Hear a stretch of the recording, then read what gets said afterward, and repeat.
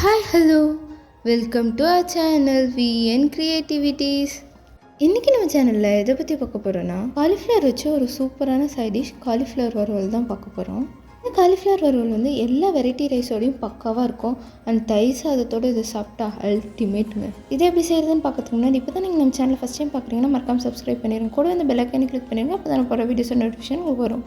First cauliflower வந்து cut பண்ணி அது தண்ணியில் போட்டு வச்சுருங்க. அது கூட வந்து மஞ்சத்தூள் அண்ட் கொஞ்சமாக உப்பு இதை சேர்த்து அடுப்பில் வச்சுருங்க. காலிஃப்ளவர் வந்துட்டு பாதி வெந்ததுக்கப்புறமா இதை ஆஃப் பண்ணிட்டு இதை வந்து ஸ்ட்ரெயின் பண்ணி தனியாக எடுத்து வச்சுக்கோங்க. அடுத்ததாக ஒரு பேன் எடுத்துக்கோங்க. அதில் வந்து கொஞ்சமாக எண்ணெய் ஊற்றிக்கோங்க. இந்த எண்ணெயை பேன் ஃபுல்லாக வந்து ஸ்ப்ரெட் பண்ணிக்கோங்க இது மாதிரி.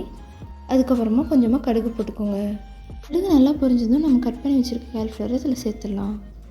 இதை வந்துட்டு நல்லா ரோஸ்ட் பண்ணுங்கள். இந்த எண்ணெயில் வந்துட்டு அது நல்லா வதங்கணும். இந்த காலிஃப்ளவர் வந்து நம்ம டேரெக்டாக அப்படியே போட்டோம்னா அதில் வந்து நிறைய புழு இருக்கும். அது வந்து நம்ம சாப்பாட்டில் வரதுக்கு நிறைய சான்ஸ் இருக்குது. அதனால தான் சுடு தண்ணியில் உப்பு மஞ்சத்தூள் போட்டு நம்ம எடுத்து வைக்கிறோம். இதுதான் நான் இங்கே 1/2 டீஸ்பூன் உப்பு போட்டிருக்கேன். நான் ஏற்கனவே காலிஃப்ளவர் வேக வைக்கிறதுக்கு உப்பு போட்டிருக்கனால இதில் வந்து கம்மியாக போட்டிருக்கேன். ஸோ உப்பு போடும்போது நீங்கள் கொஞ்சம் பார்த்து போடுங்க.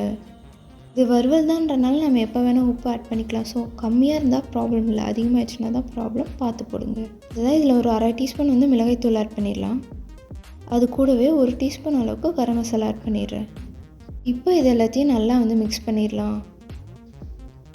இந்த மசாலா வந்துட்டு எல்லா காலிஃப்ளவர்லேயும் நல்லா படுற மாதிரி நல்லா அதை வந்து கலந்து விட்டுடலாம். நான் வந்து காரம் கம்மியாக தான் சாப்பிடுவேன், அதனால் கம்மியாக சேர்த்துருக்கேன். நீங்கள் உங்கள் காரத்துக்கு எப்போ மிளகாய்த்தூள் வந்து கூடவோ குறைச்சோ போட்டுக்கோங்க. அடுத்ததாக இது கூடவே கொஞ்சமாக வந்து சிக்கன் மசாலா சேர்த்துறேன். இது வந்து ஒரு 1/2 டீஸ்பூன் இருக்கும். இதையும் அந்த மசாலா கூட சேர்த்து நல்லா மிக்ஸ் பண்ணி விட்டுடலாம். இந்த ஸ்டேஜில் வந்து அடுப்பு கொஞ்சம் கம்மி பண்ணிடுங்க. அப்போ தான் இது வந்து கருகாமல் இருக்கும். இல்லைன்னா மசாலா எல்லாம் கருகி போயிடும். இது எல்லாத்தையும் அப்படியே லைட்டாக நம்ம கிளறி விட்டே இருக்கலாம். கிளறி விடாமல் இருந்தாலும் அது வந்து அடி பிடிச்சிரும். அவ்வளோதாங்க, நம்ம காலிஃப்ளவர் வறுவல் 5 நிமிஷத்தில் சூப்பராக ரெடி ஆயிடுச்சு. காயை மட்டும் முன்னாடியே கட் பண்ணி வச்சிட்டோன்னா இது ஒரு 5 நிமிஷத்தில் சூப்பராக செஞ்சிடலாங்க. காயை வேக வைக்கிறதுக்கு 3 நிமிஷம் அண்ட் இந்த ஃப்ரைக்கு வந்து 2 நிமிஷம் போதும்.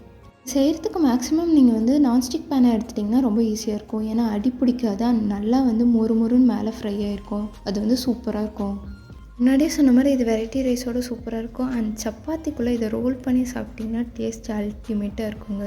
இல்லை யாருக்காவது இந்த மாதிரி ரோல் பண்ணி சாப்பிட்றது பிடிக்கும்னு எனக்கு கமெண்ட்டில் சொல்லுங்கள். மறக்காமல் இதை செஞ்சு பார்த்து எப்படி இருந்ததுன்னு எனக்கு கமெண்ட்டில் சொல்லுங்கள். இந்த வீடியோ உங்களுக்கு பிடிச்சிருந்தா லைக் பண்ணுங்கள், ஷேர் பண்ணுங்கள், கமெண்ட் பண்ணுங்கள் அண்ட் மறக்காமல் சப்ஸ்கிரைப் பண்ணிடுங்க. தேங்க்யூ ஃபார் வாட்சிங். Bye bye.